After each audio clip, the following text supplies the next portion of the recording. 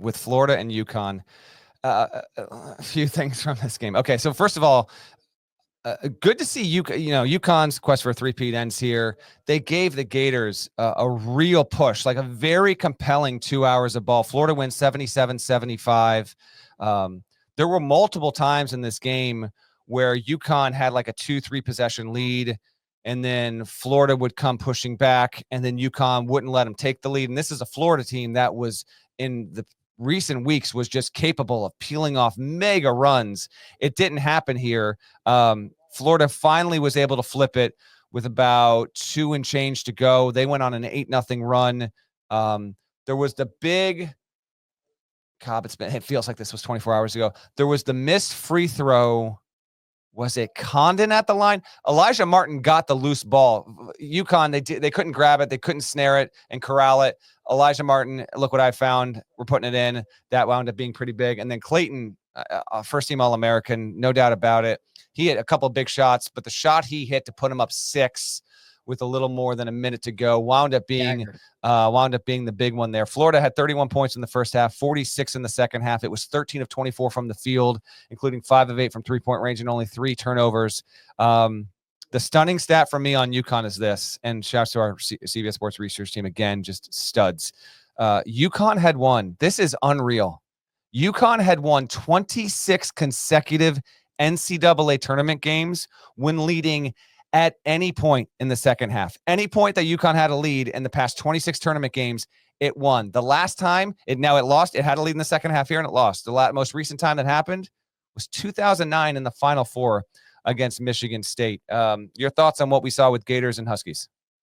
Yeah, so GP likes to shout out Jared Burson, but man, our HQ research. Yeah, I know. Listen, Burson does a great job. I'm here for our people. Okay, Burson does a great job. That's fine. I might even have a Burson stat waiting. Our CBS Sports research team is the best.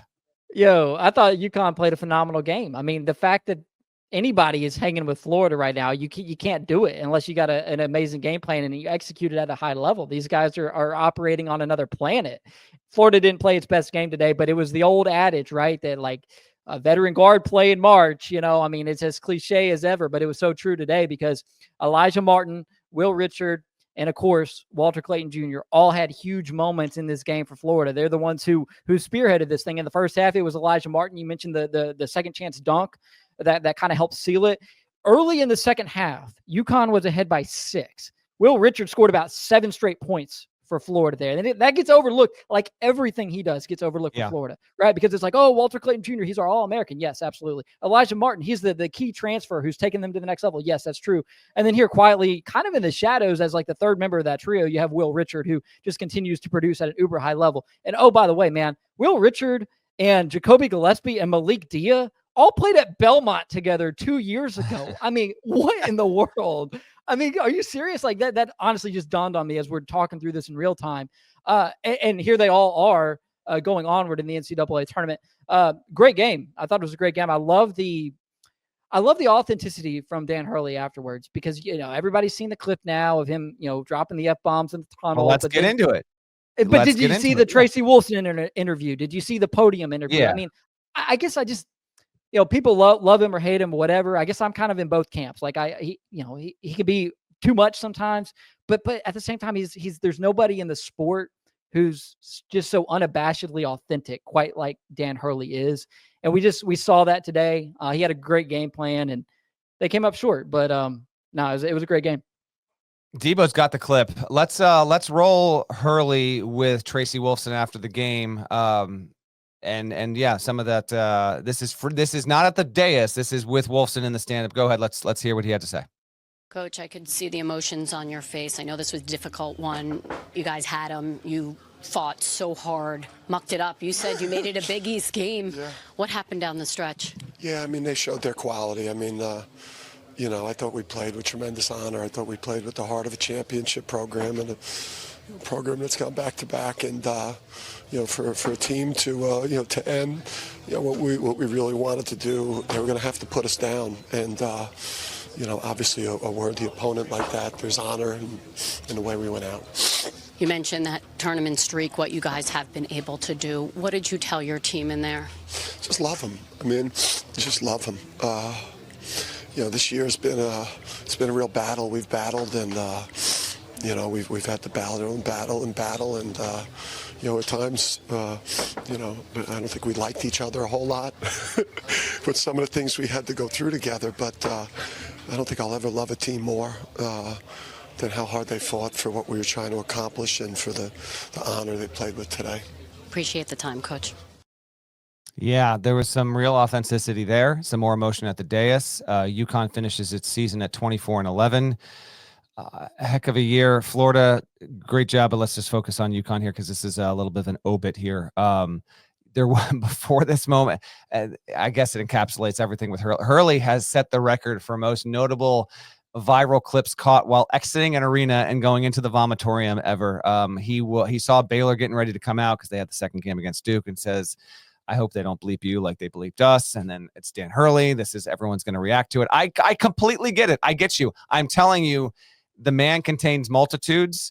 I was with this team back in Maui. I was with them in the preseason and all the three-peat talk. Yeah, I know a lot of people are happy that UConn is out of this tournament and that Dan Hurley was booted before making the Sweet 16. I get all that. I understand. Like there's because of who Hurley is and everything that comes with him. Like he has become for many people like the easiest person to hate in college basketball, which I made the case back in November, and I'll make it again. It's actually a net positive for college basketball to get people to feel some sort of emotion one way or the other for Dan Hurley. And two things can be true in once. Hurley can be pissed that he lost by 2 to one of the best teams in the tournament, didn't think he got the best whistle, and in the heat of the moment, decided to say to the Baylor play, I hope they don't bleep you like they bleeped us. By the way, as most people realize, not the same officiating crew. We're not working a 7th grade Saturday game here, back-to-back day. It's different guys working that thing overall. And then he had the emotional moment afterward talking about all this.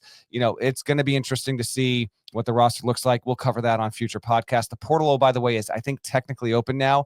Could not care less about the portal opening. And I would love if they can change this again, at least get us after the Elite Eight. But this is going to happen here over the next couple of days with a lot of guys hopping into the portal, guys that were just playing in the tournament. McNeely, obviously an NBA prospect. You figure he's gone. Caravan, we wait and see on that. A few other folks on the roster, we wait and see who sticks around. Samson Johnson, I believe, graduates and moves on here. Aiden Mahaney, Terrace Reed, what happens there? Solo Ball, if he returns into that UConn, Solo Ball has like all-American potential. We'll see on that. But yes, the video Cobb of Hurley exiting, it prompted a lot of takes there. And some people saw that and then saw him crying and thought that was inauthentic. I'm just telling you, I don't find him to be an inauthentic man whatsoever. He's extremely in touch with his emotions. And there are certain people that have made up their mind on Dan Hurley. I completely get it. And I totally understand if you think that even a lot of the stuff that he still brings to the table is too emotional, too over the top. But this is who he is. And for better or for worse, this is what you get, and UConn will remain compelling, and we'll see what they are moving forward. Any other thoughts on them, or Florida? Take it where you want, but that was probably the second best game of the day. No, I'm just disappointed to hear that you don't care about the portal. I was really hoping to get 5 potential landing spots for Southern Illinois guard Kennard Davis from you tonight. Get him out of here. Not getting into the portal right now. Yep, no portal talk. We're done with that on this show. No, I thought Hurley, if you go, I did the Everything Dan Hurley Said post for CBS Sports. And as such, I both watched his press conferences and then read through his transcript quite methodically. And he is self-aware, and I didn't just come to this realization today, but he knows who he is. Like he knows how people perceive him. And to a certain extent, he just can't stop himself or can't help himself. And that's why he's authentic, right? He's not trying to put on a show. He's not trying to tailor who he is to satisfy social media or to satisfy the regular media. In fact, he had a pretty good comment in there tonight or this afternoon about how, I'm not going to have to throw out first pitches this year. I'm not going to have to ring the bell at the New York Stock Exchange. We didn't win the championship. So it'll be nice just to get back to being a coach again. And that'll benefit him, and they'll come back stronger than ever because there's nobody who cares more about winning. I mean, there's a lot of really competitive coaches in college basketball. I don't think there's anyone out there who cares more than Dan Hurley does. Yeah. Good fight. It was, I know on a lot of levels, that staff and that team, not satisfied with the loss, but they didn't get run. They didn't get run out of the building, and UConn gave them a good fight there.